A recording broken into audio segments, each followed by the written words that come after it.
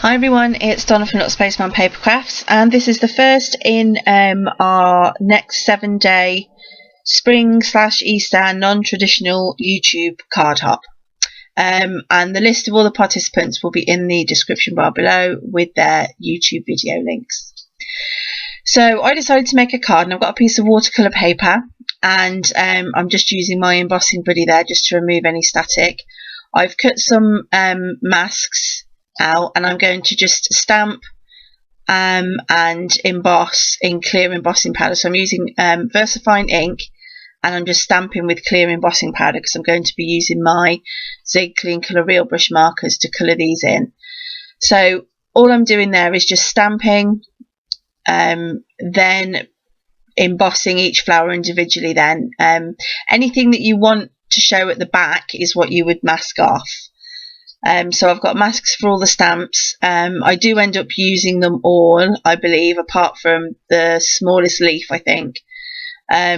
So basically that's just what I'm doing now. I'm just going through and stamping and embossing. It does take a while, but the results are worth it in the end. And I just wanted to create, a cluster of flowers just down in that bottom right hand corner there. So I'll talk a bit about the hop. It's over the next 7 days, and there are 6 YouTubers taking part. And again, all their links will be in the description bar below. On the 18th, which is the last day, this is going to run from today, Monday the 12th, to Sunday the 18th.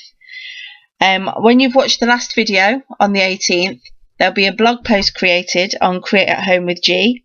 And in each video, you will be given a letter. And those letters, once rearranged, will create a word. So you would just go onto that blog post at G's, and you would just pop your answer in there, and then we're going to pick some winners. So as I mentioned in the previous video, there will be 2 winners. One will receive some goodies from a few of the YouTubers taking part, and the second prize is going to be a gift code for G's store. So yeah, I hope you all take part, because it's going to be really fun, and I hope you enjoy what everyone sort of comes up with for this non-traditional sort of spring Easter. I was still traditional in the sense that I used flowers, but the non-traditional part was actually the colours. So the colours are not going to be traditionally what you would assume for spring or Easter. So I'm just continuing to do this. I do speed through and cut to the finish. There you go, I think. And then once that's done, then I will do the same with my sentiment. And the reason I heat emboss it with clear is because when you do watercolouring, it helps keep everything in the lines. So it gives you that little bit of a raised edge. So I'm going in now with some markers just to colour in all these flowers.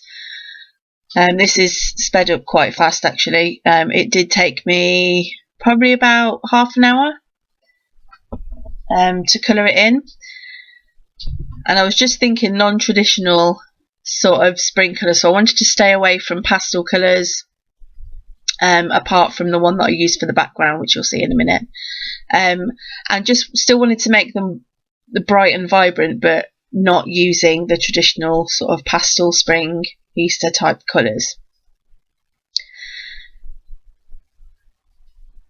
So I think I put the whole of the colouring in. I don't often show colouring in my video. I tend to do it sort of off camera and bring the pieces in, but just thought for a change it'd be nice to just show a bit of colouring. I love these markers. They're just so easy to use. You just put a bit of colour on and you pull the colour out with a water brush. So that's the flowers all coloured in. I just ran over it with the heat tool to make sure it was all dry, and then I just blended in some light green and covered the entire background instead of leaving it stark white. And that's again why I embossed over the sentiment, because I planned to do that. And then I went and heated it with my heat tool again just to make sure. And then I got some gold acrylic paint and put a little bit on an acrylic block. Got my paintbrush. I started doing this, there we go, I'll bring it back into frame now. And just tap off, mix with water, and just tap some sort of splotches, if you like, onto the card front. So I'm just sticking some squares, dimensional squares, onto the back and sticking it onto my card base, and that's my card done. So don't forget to check out all the other videos, and as you can see, my giveaway letter is R. So thanks so much guys for watching. Take care.